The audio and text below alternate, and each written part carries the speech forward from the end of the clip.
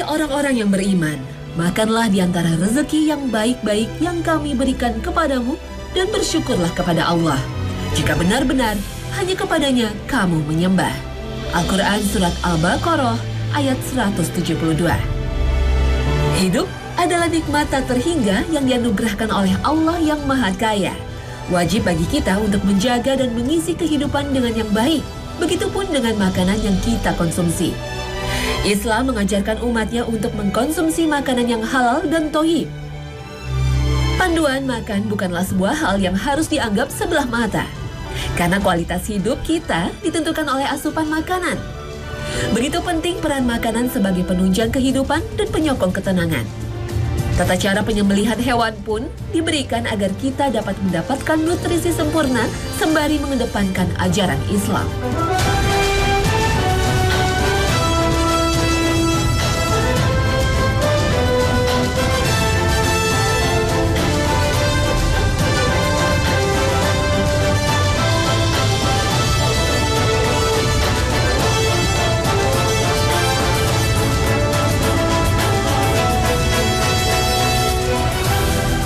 Assalamualaikum warahmatullahi wabarakatuh.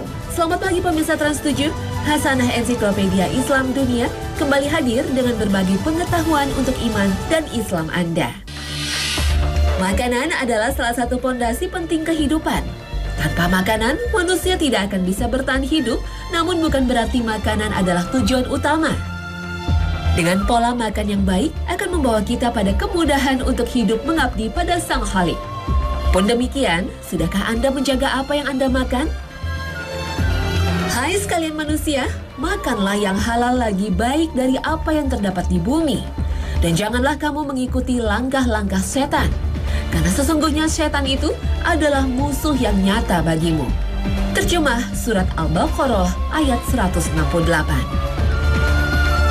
Bukan sembarang makanan yang kita perlukan, namun harus yang halal dan thayyib atau baik. Makanan halal bisa berarti zat makanan tersebut halal, cara perolehan yang halal, cara menanganinya pun halal. Dalam hal ini, halal ditinjau dari segi agama Islam. Makanan yang halal harus memenuhi kriteria tidaklah menjijikkan, kotor, dan tidak diharamkan oleh Allah. Serta makanan yang tidak memberikan mudarat, tidak berbahaya untuk kesehatan, merusak akal, moral, dan akidah. Makanan yang halal belum tentu thayyib. Berdasarkan maknanya, thayyib berarti sesuatu yang tidak membahayakan tubuh dan akal pikiran. Makanan yang banyak mengandung bahan berbahaya bukanlah makanan yang thayyib, seperti yang mengandung banyak pengawet. Makanan seperti ini bisa saja halal, tapi tidak membawa kebaikan pada tubuh manusia. Makanan yang thayyib berarti makanan yang seimbang atau tawazun. Sejatinya, segala sesuatu di bumi ini diciptakan dengan keseimbangan. Seperti pula tubuh manusia, ia memerlukan nutrisi dalam jumlah yang seimbang sehingga dapat melakukan metabolisme yang sempurna. Makanan yang thayyib adalah makanan yang cukup sesuai kebutuhan. Rasul memberi teladan bahwa perut kita seyogyanya hanya terisi sepertiganya oleh makanan. Tidaklah Bani Adam memenuhi kantongnya yang lebih jelek dari perutnya. Hendaknya Bani Adam makan sekedar menegakkan punggungnya. Jika tidak bisa terpaksa, makanlah sepertiga untuk makanan, sepertiga untuk minuman, dan sepertiganya untuk nafasnya. Hadis riwayat Tirmizi. Rabbana inni askantu min dhurriyyati biwadin ghairi dhi zar'in 'inda baytikal muharrami rabbana liyuqimus salah الصلاة فاجعل أفئدة من الناس تهوي إليهم وارزقهم من الثمرات لعلهم يشكرون. Itulah doa Siti Hajar ketika ia hanya berdua bersama Ismail di Mekah. Kehausan dan sendirian, ia berharap petunjuk dan pertolongan dari Allah. Dan hanya dengan kuasa Allah lah, air Zam-Zam akhirnya mengalir dan memberikan kesegaran bagi Siti Hajar. Nama Zam-Zam sendiri berasal dari ucapan beliau, Zumi, Zumi, yang artinya berkumpullah, berkumpullah. Sungguh utama air Zam-Zam hingga Allah sendiri menjaga kemurniannya. Walaupun telah digunakan sejak lebih dari 4.000 tahun, air Zam-Zam tetap mengalir deras seperti tak ada hentinya. Tak pernah kering walau diminum oleh beratus juta manusia. Sungguh keberkahan yang ada dalam air Zam-Zam. Rasul pun bersabda seperti diriwayatkan oleh Ibnu Abbas radhiyallahu anhu. Air yang paling baik di permukaan bumi adalah air Zam-Zam yang mengandung makanan bergizi dan menyembuhkan sakit. Air yang paling buruk di permukaan bumi adalah air lembah Barahut di Hadramaut. Permukaannya berkutu yang terlihat seperti kaki belalang yang mengalir pada pagi hari dan mengering pada malam hari. Ibnu Qayyim sendiri membuktikan keberkahan air Zam-Zam sebagai penyembuh. Beliau berkata bahwa suatu ketika ia sakit ketika berada di Mekah, sedang ia tak dapat menemukan tabib atau obat. Beliau pun mengobatinya dengan meminum air Zam-Zam dan membacakannya Al-Fatihah berulang kali. Dengan seizin Allah, ia pun disembuhkan. Ia pun seringkali melihat banyak orang yang menjadikan Zam-Zam sebagai penguat mereka ketika lapar, sehingga mereka tetap bisa melakukan tawaf, bahkan berpuasa. Walaupun berupa cairan, namun air Zam-Zam bisa menjadi makanan pula. Sejatinya, air Zam-Zam bisa menjadi apapun sesuai tujuan peminumnya. Sesuai dengan hadis marfu dari Ibnu Abbas radhiyallahu anhu, Rasulullah SAW bersabda, air Zam-Zam sesuai dengan niat ketika meminumnya. Bila engkau meminumnya untuk obat, semoga Allah menyembuhkanmu. Bila engkau meminumnya untuk menghilangkan dahaga, semoga Allah menghilangkannya. Air Zam-Zam adalah galian Jibril dan curahan minum dari Allah kepada Ismail. Al-Kisah Abu Dzar Al-Ghifari radhiyallahu anhu tinggal di Mekah selama 30 hari. Rasul pun bertanya siapa yang memberinya makan. Abu Dzar berujar bahwa ia tak makan apapun kecuali hanya meminum air Zam-Zam. Namun berat badannya bertambah dan ia merasakan lipatan lemak pada perutnya dan tidak merasa lapar sama sekali. Rasul pun bersabda, Zam-Zam diberkahi dan mengandung makanan bergizi. Subhanallah. Ulama-ulama besar banyak pula yang meminum air Zam-Zam untuk mendapatkan ilmu yang bermanfaat, menghafal hadis, juga sebagai pangkal dahaga sewaktu kiamat kelak. Tentunya semua dengan seizin Allah Subhanahu wa Ta'ala. Karena itu pula, air Zam-Zam memiliki banyak nama seperti Baroh atau kebaikan, Matmunah atau yang berharga, Taktumu atau yang tersembunyi, Hasmah Jibril atau galian Jibril, Syifa Sukim atau obat penyakit, dan Ta'amu Tu'im atau makanan, Syarabul Abror atau minuman orang-orang baik, dan Toyibah atau yang baik. Subhanallah, tak pernah diragukan keberkahan air Zam-Zam. Maka Jibril alaihissalam turun lalu membelah dadaku, kemudian ia mencucinya dengan air Zam-Zam. Hadis riwayat Bukhari. Berdasarkan hadis tersebut, Sirajuddin Al-Balkini mengutarakan bahwa air Zam-Zam adalah lebih baik dari air Al-Kautsar karena telah dipakai untuk mencuci dada Nabi. Tidaklah dada beliau dicuci kecuali dengan air yang terbaik. Padahal air Al-Kautsar adalah salah satu sumber air di surga, sehingga tak ada air di dunia pun yang layak dibandingkan dengan air Zam-Zam. Hafiz Al-Iraqi menambahkan bahwa mencuci dada Nabi dengan air Zam-Zam adalah agar beliau menjadi kuat dalam memandang malaikat langit dan bumi, surga dan neraka. Keistimewaan air Zam-Zam lah yang dapat meneguhkan hati dan menenteramkan perasaan. Pun demikian, ada saja kaum yang menistakan air Zam-Zam dengan mencari-cari kelemahannya.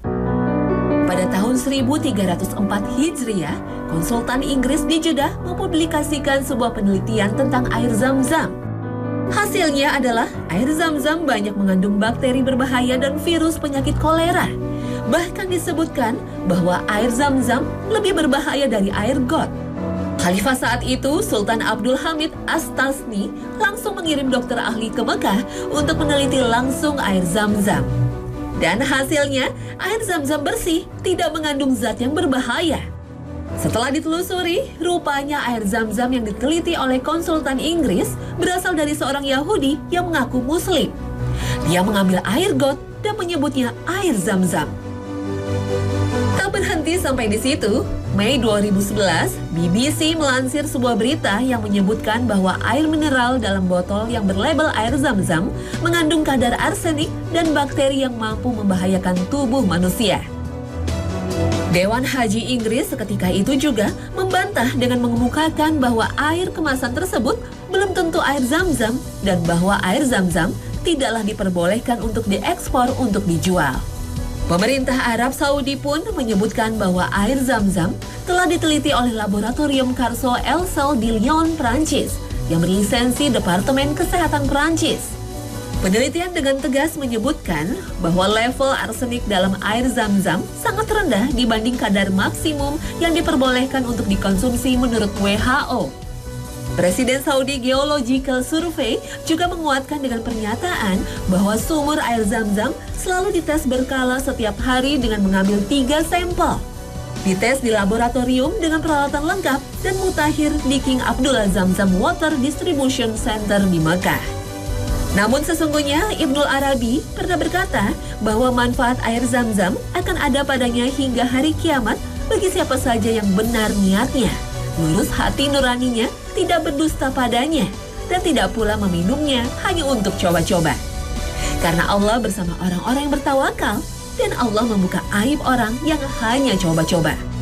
Hai orang-orang yang beriman, janganlah kamu ambil menjadi teman kepercayaanmu orang-orang yang di luar kalanganmu karena mereka tidak henti-hentinya menimbulkan kemudaratan bagimu. Mereka menyukai apa yang menyusahkan kamu. Telah nyata kebencian dari mulut mereka, dan apa yang disembunyikan oleh hati mereka adalah lebih besar lagi. Sungguh telah kami terangkan kepadamu ayat-ayat kami jika kamu memahaminya. Al-Quran Surat Ali Imran ayat 118.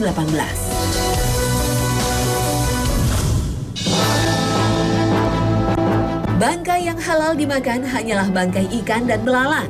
Selain itu, hewan yang akan dikonsumsi haruslah disembelih, tidak asal sembelih, namun yang sesuai dengan syariat Islam. Sesungguhnya Allah mewajibkan berbuat baik kepada segala sesuatu.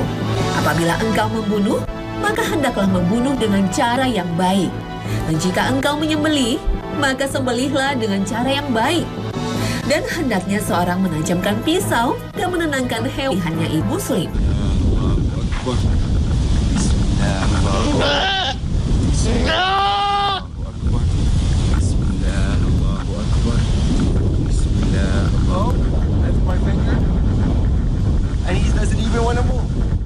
Hewan sembelihan dianggap halal jika memenuhi syarat penyembelih, syarat alat untuk menyembelih, dan syarat hewan yang disembelih.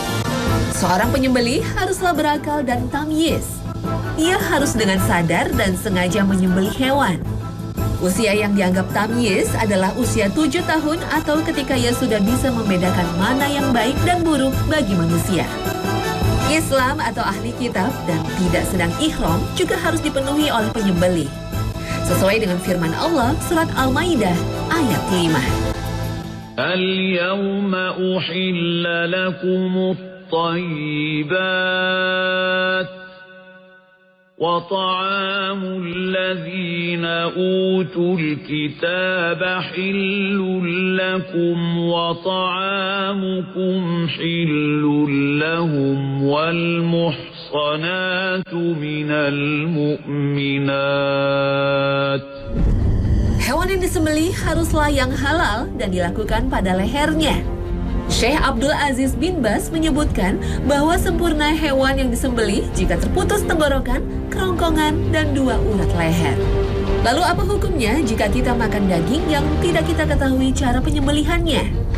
Syekh Saleh bin Fauzan berkata bahwa daging yang dijual di pasar kaum muslimin yang berasal dari hewan yang disembelih di negara Islam, hukum asalnya halal. Namun bila berasal dari negara non-Islam atau negara bukan ahli kitab, maka hukumnya haram. Bila tak yakin apakah daging hewan disembelih dengan mengucap basmalah, maka merujuk pada hadis riwayat Bukhari. Hendaklah kalian membaca bismillah dan makanlah. Hadis riwayat Bukhari dari Aisyah radhiyallahu anha. Maka hendaknya membaca basmalah ketika hendak makan sehingga keraguan tersebut hilang. يسألونك ماذا أحل لهم قل أحل لكم الطيبات وما علمتم من الجوارح مكلبين تعلمونهن مما علمكم الله فكلوا مما أمسكن عليكم واذكروا اسم الله عليه. Allah menciptakan bumi beserta isinya untuk dimanfaatkan secara baik oleh manusia. Untuk itu mendapatkan makanan dengan cara berburu diperbolehkan. Hewan hasil berburu di laut halal hukumnya. Pun demikian dengan hewan darat kecuali ketika sedang ihram. Asal hewan buruan tersebut halal dan pemburunya adalah orang yang memenuhi syarat halal sebagai penyembelih. Senjata seperti pedang, pisau, atau panah boleh dipergunakan untuk berburu asal cukup tajam untuk melukai. Dan harus menembuskan senjata tersebut ke badan hewan buruan. Bantuan hewan pemburu pun boleh digunakan jika sudah terlatih dan hewan tersebut tidak memakan hasil buruannya. Dan buruan yang ditangkap oleh binatang-binatang buas yang telah kamu ajarkan dengan melatihnya untuk berburu, kamu mengajarnya menurut apa yang telah diajarkan Allah kepadamu. Al-Quran Surat Al-Maidah ayat 4. Seperti pula pada syarat penyembelihan, sebelum menggunakan senjata atau melepas hewan pemburu, diwajibkan untuk membaca basmalah.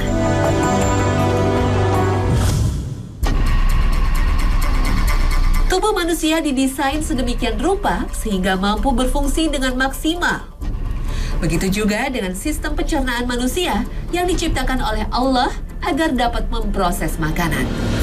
Sistem pencernaan manusia sangatlah kompleks, dimulai dari air liur dalam mulut yang membantu proses pengunyahan makanan. Air liur mengandung enzim amilase yang mencerna pati menjadi gula. Air liur juga membasahi makanan agar mudah melalui kerongkongan menuju perut. Dalam sistem lambung terdapat keseimbangan yang menakjubkan.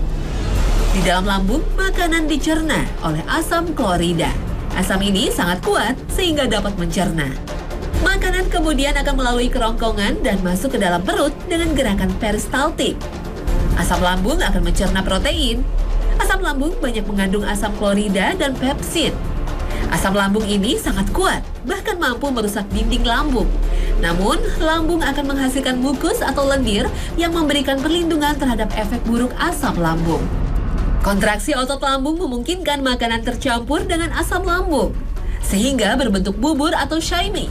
Shaimi ini akan masuk ke usus halus yang kemudian mencernanya dengan enzim pencernaan. Di sini nutrisi dalam makanan dicerna yang nantinya akan kembali didistribusikan pada tubuh sebagai sumber energi. Makanan yang tidak berhasil dicerna akan masuk ke dalam usus besar. Sisa makanan akan mengalami pembusukan dan pembentukan vitamin K oleh bakteri Escherichia coli dan akhirnya menjadi feses. Nabi bersabda bahwa sumber segala penyakit adalah al-baradah.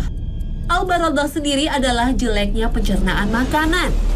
Makan berlebih akan memperberat kerja sistem pencernaan. Dan bukan tak mungkin jika kita memakan makanan haram, maka pencernaan kita pun akan terganggu. Karena makanan yang diharamkan mengandung zat yang membahayakan tubuh, memabukkan, merusak tubuh, atau bersifat najis dan menjijikkan. Tak hanya itu, makanan haram pun mempengaruhi kesehatan mental kita. Ibadah kita tertolak, bahkan berpotensi menghuni neraka. Astaghfirullahalazim. Ketahuilah bahwa suapan haram jika masuk dalam perut salah satu dari kalian, maka amalannya tidak diterima selama 40 hari. Hadis riwayat At-Tabrani.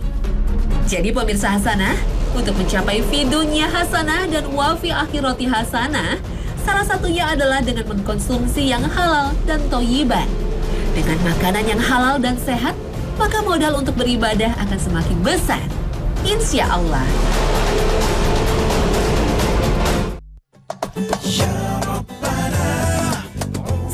umat yang selalu mengikuti petunjuk Allah Subhanahu wa Ta'ala, sudah pasti kita juga harus menjaga makanan yang kita makan. Hanya yang halal dan thayyiblah yang kita izinkan untuk memasuki tubuh kita, sehingga tujuan kita untuk beribadah hanya kepada Allah tetap suci dan murni. Semoga kita selalu diberi perlindungan dari makanan haram yang mampu merusak tubuh dan akhlak kita. Demikian Hasanah hari ini, semoga membawa manfaat dan memberi pengetahuan yang benar. Amin, amin, ya Rabbal Alamin. Terima kasih atas perhatian Anda, dan wassalamualaikum warahmatullahi wabarakatuh.